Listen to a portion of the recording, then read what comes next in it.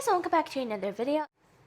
Many Americans wonder why Donald Trump became president after the 2016 election, since Hillary Clinton got more votes overall.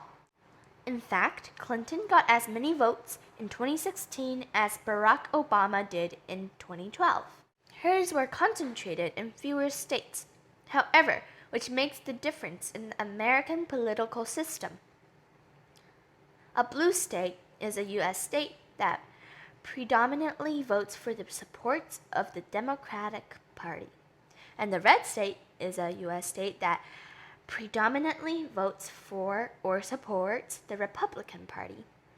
The election maps often use a two-class color scheme, red and blue, which results in a map that is easy to read but is highly generalized. To explain why Trump won, we have to go back to the founding of the United States.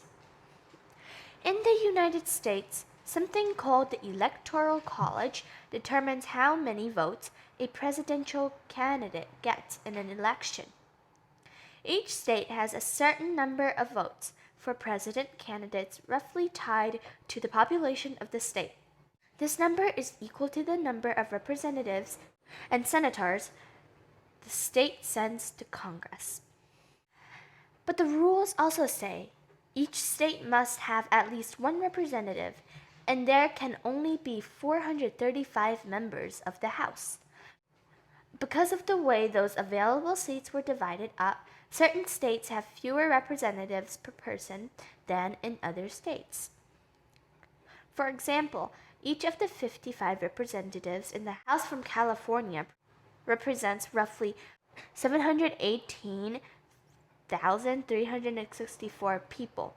In Wyoming, that number drops to 577,737 for their one representative. This means the national popular vote, which goes to the candidate who won the most individual votes, can be somewhat different than the Electoral College vote. That is what happened in the 2016 election. Large portions of city dwellers in blue states voted for Clinton, giving her the most votes nationally. But Trump had an advantage in states with smaller populations and an advantage in the Electoral College. This is in part because 48 states and the District of Columbia gave all of the electoral votes from the state to the candidate who wins the majority of the votes. Only Maine and Nebraska don't follow this winner-takes-all approach. The Electoral College is part of the U.S. Constitution. The reason that the Constitution calls for this extra layer rather than just providing for the direct election of the president is that most of the nation's founders were actually rather afraid of democracy. James Madison worried about he called factions, which he defined as a group of citizens who have a common interest in some proposal that would rather violate the rights of other citizens or would harm the nation as a whole.